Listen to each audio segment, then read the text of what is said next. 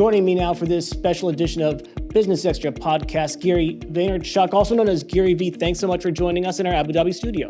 Thanks for having me. So this is our special edition. We're looking at a series of episodes, looking at the highs, lows, and the road ahead for social media. You know, it's propelled a tremendous amount of wealth. You talk about this in your new book, Day Trading Attention. Charging infrastructure. Despite progress being made on this front in multiple countries, these still aren't as prevalent as petrol stations. Which brings us to range anxiety. That's right, range anxiety. Because the charging infrastructure still is far from perfect, many people are still opting for petrol-based cars because they don't want to have to worry about where they're going to charge their car. And then, of course, it's seemingly unavoidable, but there's the issue of geopolitics. A lot of countries want a piece of that electric vehicle prosperity. Some companies in China are taking a lot of market share, and in turn, U.S. President Joe Biden has imposed some tariffs. I want to thank this panel who has really enriched this conversation to the nth degree. This is technically at COP28, the day of rest, but we know that the need for energy and the need for climate solutions, of course, does not rest. So I thank you all for attending as well. We cover these topics, energy, business, sustainability, at The National. Check us out at thenationalnews.com. I want to thank you, the audience, again. I'm Cody Combs, future editor for The National. Thank you. Thank you. Thank you so much. Thank you, Cody. Hello, we want to welcome our social media followers in the Middle East and around the world. I'm social media editor Cody Combs, reporting for The National here at the Sheikh Zayed Grand Mosque in Abu Dhabi. This is the biggest mosque in the United Arab Emirates, a big mosque for a very big day, that of course being the first day of Ramadan. We're just moments away at approximately 6:38 here Abu Dhabi time.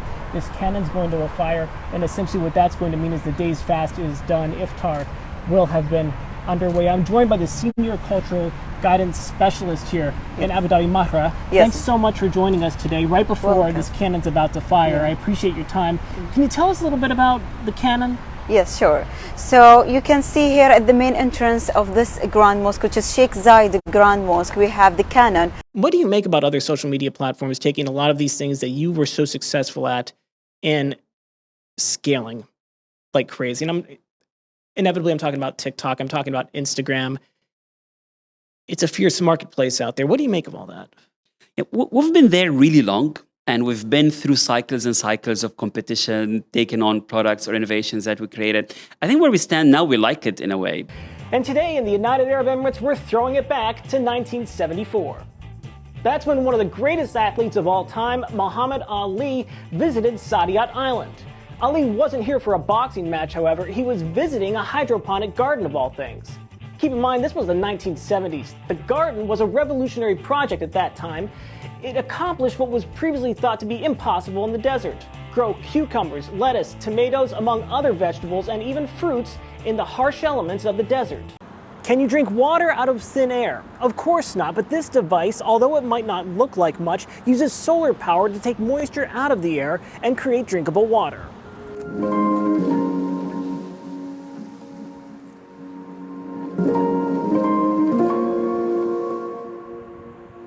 From a Twitter takeover to a vertical video victory lap, here's a look at how 2022 unfolded in the world of social media.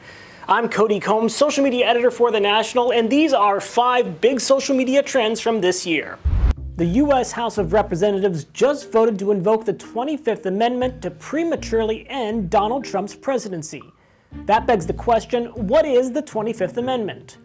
It was ratified in 1967, a few years after the assassination of President John F. Kennedy. Hello everyone, social media journalist Cody Combs here in Washington, D.C. reporting for The National. I'm about 500 yards away from the White House, 1600 Pennsylvania Avenue, and here's what we can report to you right now. The key states of Georgia and Pennsylvania are starting to trend toward Vice President Joe Biden. This shooting happened almost 5 months ago, back in June. There was no news release issued from the South Haven Police Department, so we did some digging to bring this story to light. Okay, moment of truth, here we go. The Remington 7600, with a few clicks of a mouse, arrange a meeting in a parking lot, it can be yours. No background check, no questions asked, just turn over the cash. The I-team then uncovered this building was actually classified as structurally unsound before it fell over. That got us wondering how many other buildings are sharing that classification in our area and who owns the properties. Around this area is where Ronnie Carter says he buried that contaminated cattle feed more than 40 years ago.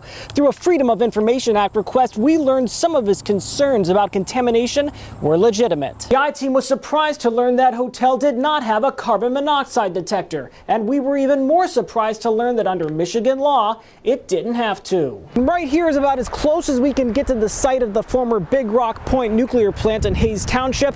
It's completely gone now, with the exception of a very secure area where they keep the spent nuclear fuel.